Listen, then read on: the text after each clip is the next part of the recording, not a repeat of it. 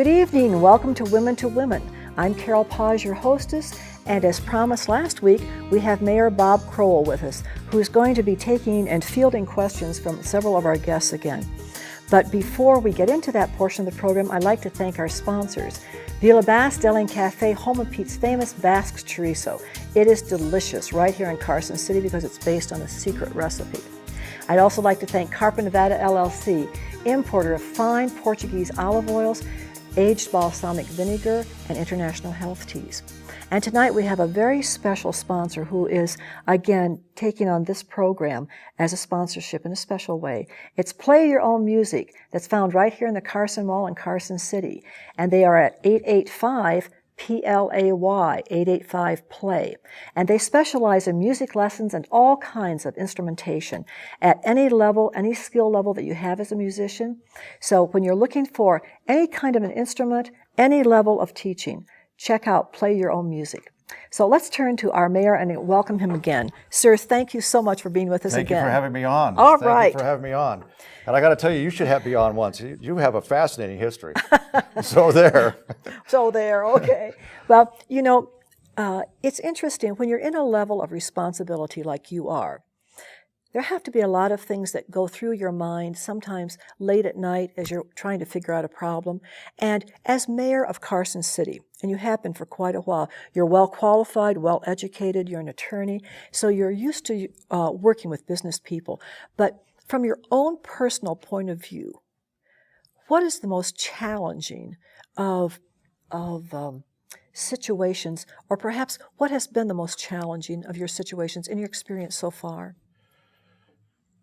Well, Carol, there have been a lot of things that have been challenging. You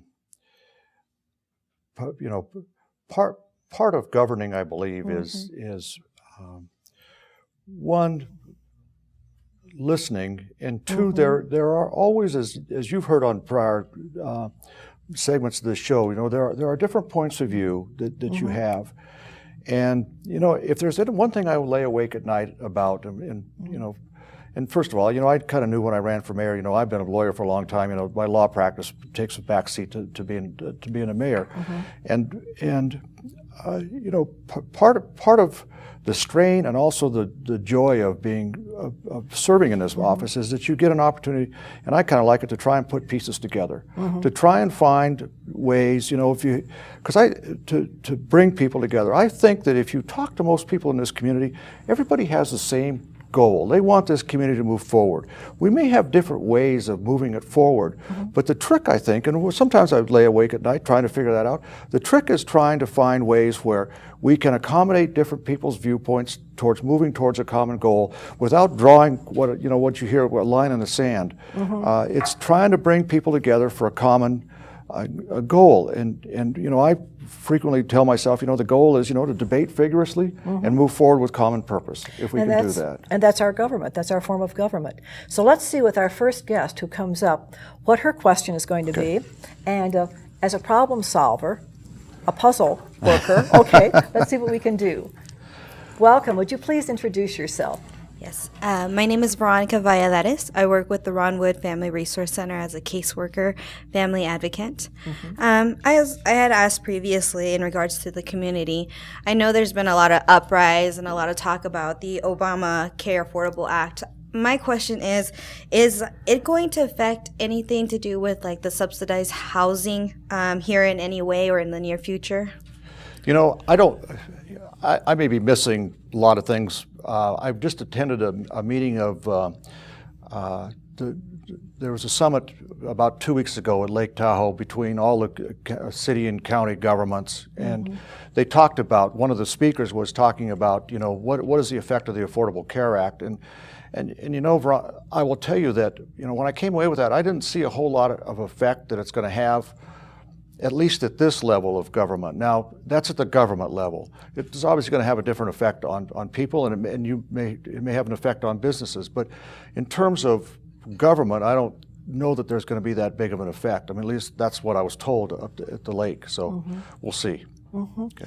And probably, as Veronica and the mayor seem to be saying, it has to go into play. And by the time our programs are airing, we will have had some experience with it. But that's a very interesting question. We'll see what happens. Thank you. Thank you so much. Thank you so much. Would our next guest please come on up? Let's have you introduce yourself. Hi, my name is Dana Lee Friend, and I am president of the Downtown 2020. I am co-owner of Agency 36 that does augmented reality media publications, and then northern correspondent for Nevada and California for Quick Throttle Magazine. And my question is, as president of the 2020, we're creating activities and events for downtown. And this is kind of just a fun question, but it's actually important to us to know what our mayor thinks about what type of entertainment and celebrities would you like to see brought downtown into our Carson City, not just downtown, but in our area in promoting events. Who would you like to see brought down here? Well, Dana, thanks for that question. It is a fun question. And before I answer, let me just tell you, I think that, the 2020 group, and there are other groups that we know, thank you for your, your interest in moving things forward. I mean, and I know that it's not without controversy, but I think that, we're all better off if we have people who are out there working in our community. So thank you for that. I will also say, from my own personal standpoint, I'm a big music fan. Mm-hmm. And I would like to see, I'm a big fan of having, the 2 weeks we did in August this last year about jazz and beyond. I like to see more of that. And I will say that I am constantly surprised at when you talk about bringing in other talent, let me just say I'm constantly surprised at the level of talent we've got, musical talent, artistic talent in general, but musical talent in particular, that we have in this immediate area, in the northern Nevada area, and particularly in Carson City. It's really rather amazing. And I've heard some wonderful music, and I would encourage folks to come. I will just leave you with this. There was one time when there was a national person who came in who played the piano at the Brewery Arts Center. And it was one of the best piano recitals I've ever heard by a national person. And it cost $15. And you heard that, and you paid $200 in New York to hear that kind of thing. And what was disappointing is, they didn't have enough oomph to get it out in the community. So there weren't that many people sharing in that joy. So I think the other side of the coin is we need to not only bring people here, but promote it as well. So. We agree, and thank you for asking that. You're such a statesman, and you didn't drop any big names that you'd like to have. But just know that we sure want to work on that, and we really appreciate you always supporting the arts and the downtown and helping us to go forward with creating more things to happen downtown with us becoming a brighter destination. So thank you for that. Thank you again. Thank you, Dana. Thank you so much. And as our next guest approaches, she's going to introduce herself, but you kind of gave a hint. You like classical works. I do. Okay. What is your question, please? Please introduce yourself. Hi, I'm Cindy Rowe with Northern Nevada Coin. My husband and I are the owners. The Northern Nevada Redevelopment Agency has been attracting a lot of new businesses to Northern Nevada to the tune of some $1 billion, apparently, which is great. What is Carson City doing to make sure that we attract some of these businesses to our county? First, we have I'm a past board member of the Northern Nevada Development Authority. I speak with them constantly. We have a board liaison. Supervisor Bunkowski is our board liaison to the Northern Nevada Development Authority. I am very much proud to say that I think our development efforts through the Northern Nevada Development Authority and our community are in line with the Governor Sandoval's plan for economic development and diversification in our state. And what I can tell you is that from my own perspective, if someone brings a business in, or someone who's interested in bringing a business in here, if they need me, whether it's me or if they just need the title of mayor, I'm here for them. I will do whatever, I will go anywhere to talk to people to come here if it facilitates it. And I will leave you with this, that early on as mayor, I spent my own money and went to China to speak at the first World Emerging Industries Summit in Changchun, China, with the idea that, I was going to talk to every Pacific Rim international corporation about, one, I know you're over here on the Pacific Rim, but if you're looking for the wonderful place to work, live, and create a business or expand a business, Carson City's it. And so I spoke in front of about 400 business leaders in Changchun. And I did that on my own dime. And it's not to brag about it, but that's the lengths of which I will go in order to bring business to our community. Thank you. You know, Cindy, before you leave, from your perspective, we have a variety of businesses, and I know that we take a look at those businesses who can really contribute, who want to contribute, and it forms an industrial base. How do you feel, or how do you go about when you say, okay, that's a great business that's coming in? Because the mayor is having to evaluate, will this business really contribute to the betterment of all of us? Will they bring in revenue? Is that a consideration that you think of too as a resident here?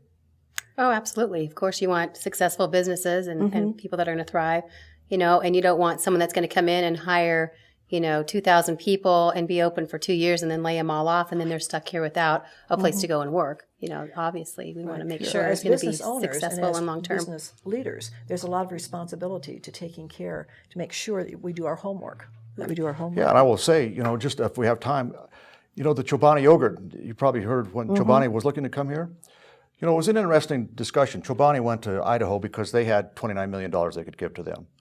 But, one of the things that was interesting about Chobani is that they wanted to come here because, one, we had the water, but they would have taken the amount of water for 4,500 homes. They would have residential homes. And so what Carol was asking you that question, the debate comes to us, well, is this a business you want? Because that's 4,500 homes you want to be able to serve with water. You're bringing a multi-billion-dollar business into your community. Well, is that the right thing to do or not? At a sacrifice. Yeah. Exactly. Thank you, Cindy, so much. And we're coming back very shortly with the second part of our program, so don't go away. It's getting down to the nitty-gritty. We'll see you in just a few moments. Celebrate your patriotic spirit this summer with the Carson Nugget $1 Million Red, White, and Blue Summer Giveaway. We are giving away scooters all summer, and the whole family can join in for outdoor barbecues. Come in today for your share of $1 million in cash, free play, and scooters. Are you looking for a healthier lifestyle? A more nutritious diet? Do you care about quality? If your answer is yes, or if you are just curious, come into Villa Basque Deli and Cafe right here in Carson City, Nevada. Discover fine Portuguese extra virgin olive oils, vintage balsamic vinegars, and a wide assortment of international health teas provided by distributor Carpa Nevada LLC. In addition to these terrific items, Villa Basque is also the home of Pete's famous Basque chorizo, handmade on the premises from Pete's secret family recipe. Satisfy your culinary curiosities. Don't delay. Hi, I'm Stephen Lincoln with CarsonCityHomes.com, Carson City's original online real estate resource. At CarsonCityHomes.com, you get effective and easy-to-use tools to help you select your next home today. With our easy-to-use website, you can search listings throughout Northern Nevada and narrow the results by selecting every facet, quirk, and quality you desire. Visit CarsonCityHomes.com. Apex SCF provides cutting-edge, hands-on training that effectively addresses today's threats of violence. The Apex Stay Alive course teaches proven methods for personal protection and attack countermeasures that can be applied in any environment. In your home, at the workplace, or on campus, Apex will teach you the necessary skills to stay alive, including how to recognize and react to an active shooter scenario. If you knew you had to fight for your life tomorrow, would you train today? Contact us now to sign up for a class in your region. In business for over 5 years, Play Your Own Music offers music lessons from the best quality music instructors in the area. We also offer band instrument rentals, guitar repair, and we have a recording studio on site. Call us at 885-PLAY. Blast into summer with Carson Nugget's $1 Million Red, White, and Blue Summer Giveaway, where we are giving away scooters all summer long. And with daily free play giveaways, cash bash weekends, outdoor barbecues, and more. Come in today to heat up your summer. Welcome back to the second portion and our final program with our mayor, Mr. Bob Crowell. So before we get to the ladies, I'd like to say thank you so much to all of our general sponsors who are with us every week. And we want to say thank you to carsonnow.org, because that's the 24/7 place to go. When you want to know what's happening here in Carson City, carsonnow.org. We'd also like to thank the Nevada Appeal and the Record Courier, who always encourage us to shop locally and to watch for those special coupons that they have in their Sunday editions, because they help all of us. So let's return to our mayor. Again, sometimes I forget things. I just want to say thank you so much for taking the time out, for being a part of our show, and sharing all this important information. Communication's excellent. Thank you. Thank you for having me on. You're It's welcome. a wonderful program. Okay. Next guest, would you please introduce yourself? Ann Bednarski. Welcome. Hi, Ann. I came to Carson City in 1995. I have traveled a lot of the world and most of the United States, and I took a lot of time making my decision, and I thought Carson City was the most beautiful and ideal place to live. It's a little upsetting, and what I did to prepare for this show, because I'm a senior citizen on a fixed income, so I asked 40 senior citizens what they were concerned about. And there's two things. One of them is the sewer and water thing. The question I've been asked by more than half of them is, why don't we spend the $135 million now, do a new plant instead of a $50 million Band-Aid? And coupled with that is, guess what the other one is, Bob? I can't guess, but go with it. When are we going to fix all the problems with the animal shelter? You've given me quite a list there, Ann. That's my last chance, First of all, Bob. thank you that, Carson City is a better place because you came in 1995. So let me just say that off the top. And Ann and I ran for school, we were involved in the education system, and we ran against each other for the school board and did a very good job for both of us, I think. Let me say, the $46 million improvement to the wastewater treatment plant is not just a Band-Aid to it. I mean, it's an upgrade to the plant that'll bring our existing technology and infrastructure up to today's current standards. And for me, that's the most efficient way to go forward, rather than doubling that cost or almost tripling that cost, to go down the road of creating yet a different type of treatment facility out there. So from my perspective, I think that the wiser thing to do with the money we have, and it's not easy, those rates they're not, the increase is not small by any stretch of the imagination, is that it's about as much as we can do. I think I worry, Ann, that the community, that we reach the demand in what we call it in the economics world, I guess, is demand and elasticity. Where you raise water and sewer rates, water rates high enough where the volume starts dropping, and then you don't get you lose the ability to gain revenue from it, and so I think we have to be sensitive to that, and so that's part of the reason why I think that we should go for doing the very best we can with the existing technology we've got, upgrade it to current day standards, and go forward on a cheaper way. On the animal shelter, let me say, I'm not going to go into too much detail because we've got a settlement that's been done. There's other litigation floating around about it, but let me say that to a T, I think that this Board of Supervisors in our community is dedicated towards creating a first-class animal shelter where we do the very best we can for our animals. And, we've seen that we have some issues that we have to resolve and work through. And I'm here to tell you and give you my pledge that we're going to work through those so that we do get the very best animal shelter and the very best compassionate treatment of animals in our community. And your folks that you asked are right on point. I mean, I get questions from around the world on this issue, and it's a big issue. Well, rest assured, sir, we're listening and we're watching. Yeah, I agree. And we're all on fixed incomes. Right. Thank you very much. Thank you, Ann. Thank you so much. And would our next guest please come up?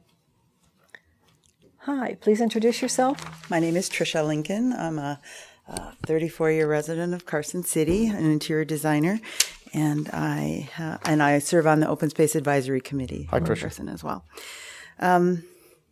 Lately, we've had a little media reports about the dire need for our streets to be repaired, and I'm just wondering if I know that there's a problem with the funding of that, and I've wondered if the city should tap its extra 0.1% of sales tax for ongoing road maintenance, and if not, what other mechanism for raising the funds to repair and maintain city streets do you favor? Good question. It's an excellent question. I think, in the scheme of things, the board has the ability, without a vote, to implement another 8-cent sales tax. There's also, with a vote, there's another 1/4 cent that can be done. And by the way, we don't set these things; those are given to us by the state legislature. There's definitely, a thought that, we could, because our staff has said, you might want to take our 1/8 cent and do that. And there are other thoughts about what to do with that 1/8 cent, including not doing anything with it. So I think at the end of the day, we have to look at, the things that are important in our community and decide if that's the right thing to do, to raise that sales tax at 1/8 cent, and if so, to what project it goes to, if it's going to go. And I will tell you that was one of the things that was laid on the table. When you look at other funding mechanisms, there are not many, because it's gas tax. There are not many that can help. In 2015, this community will have the ability, by vote of the people, if they so desire, to implement what's called producer's price indexing on our fuel, like they do in Reno and like they're trying to do in Las Vegas. That would raise money. That would raise the requisite amount of money. That's a 1.5 years off if we go down that road. In the meantime, I think that, it's another, Trish, it's another one of those issues where, and I'm not complaining, but every time I get in one of these jobs, it seems as though, the cans get kicked down the road enough where, there's no place for me to kick it anymore. So I've got to, stand up and say, what, we're here. We got to make a decision how we're going to move forward. And those are not easy decisions, because I think, as you heard from Ann Bednarski, we have a lot of people in this community who are on fixed income, and a lot of people who are struggling just to survive. And, that's not something you would see if you just drove up, in certain areas of town, you wouldn't see that. But I'll tell you, if you drive with the police in this town, you will see a different segment of Carson City that it's important to remember, that we don't have, all these things require money. And it's one of those things where, how do we do it? Because if we allow cracked windows, and there's a theory, if in a development project, where everybody's gone, and nobody's there, and then there's one crack that happens in the window, suddenly they all get cracked. And I think the idea is to not allow cracked windows if we can help it. To try and do the very best we can with whatever resources we've got to make what we have work. And I don't think that there's a way where we can go backwards on some of the things that we're doing, like on Parks and Rec, open space, things of those nature. With the level of police protection we have, fire protection, we can't go backwards on that. Because if we do, we're just going to cut our own throat trying to get businesses in here. And this community needs, one, to take care of its senior citizens and its education system. It also needs to provide a workable, healthy, quality environment for young people who want to move here to raise families, who create things, who bring wealth to our community, so that we're not just sharing pieces of the same pie, where we're expanding that pie. We need to do that any way we can. Not an easy, it's a long-winded answer, Trish. It's not an easy question, but we just have to try and do the very best we can with what we've got. And it's not, there's just no easy answers sometimes, so. May I make a suggestion? Sure. I'm sorry. So there are some properties the city owns that are unimproved and unused, and would it be something you would look at to maybe sell off some of these properties for development now that the market has changed and housing is moving, so that there would bring in revenue for city projects as well as ongoing tax, adding these properties to the tax rolls for future revenue stream? Trish, I will tell you, I think, at first blush, I'll tell you, I think that's an excellent idea. I don't know what properties we've got out there, but I think that the concept of if there are properties that we can't put to use that have no defined benefit use down the road, we ought not to be carrying them on the books, and we ought to be putting them in the hands of private developers and going forward. So we'll talk thank later. you, I'll tell you where you can find out about you this. may do that. Thank you. Thank you, Trish. Thank you. Well, in tonight's program, I think this one final question, I'm just curious. You've heard a lot of questions, and you have, I'm sure, a vision for Carson City, a vision for this area. And can you just briefly tell us, in a short amount of time, what do you see coming up for Carson City that you know it's going to happen? Well, one, I'll tell you, the freeway is going to happen for certain. And I think that, this may be it's on point, but it may not be the answer you're asking for, Carol. But I also think that I'm just asking your opinions. That one of the other things we haven't talked about on the show is what's going to happen to our community college. And I think that there's another shoe that's out there, because I think that the next legislature is going to say, local government, you fund your community college, or because we're not going to do it anymore. And we need to do everything we can in order to protect and promote that college for its pure educational value, but two, from a mercenary standpoint, we need to do that from a workforce standpoint, because that's what people come here. The first thing businesses ask when they come here is, what's your workforce like? Well, you've probably read, that there are a lot of jobs out there that, but we don't have the people trained to fill them. We need to do that. That's a big issue that's coming down the road. There's a study committee that's looking at it right now. We need to watch that very carefully. And if you invite me on the show again, I'll tell you some of my thoughts about how we can do those things. Okay. Let me just say, that Carson City is a beautiful place to live. It is probably the best capital in terms of its ability to have, one, as Trish Lincoln said, open space on one side, its urban and political environment in the middle. It's the hub of our northern Nevada area. If you want, you can live here and work in Reno, or you can live in Reno and work down here. But if you really want a good quality of life, where we have good schools, it's a safe community. This is the place Carson City is it. You don't get that in every other capital, and we need to promote that from my standpoint. I'm sorry for getting on a soapbox, but that's what I'm. Well, you're passionate about where you live, and I thank you again. We hope that our viewing audience, has learned a lot this evening, because we're all about communication, and certainly the mayor is. So have a wonderful evening. We'll see you next week with a brand new guest. In the meantime, take care. Have a good night. Thank you, Carol. Thank you. Thank you.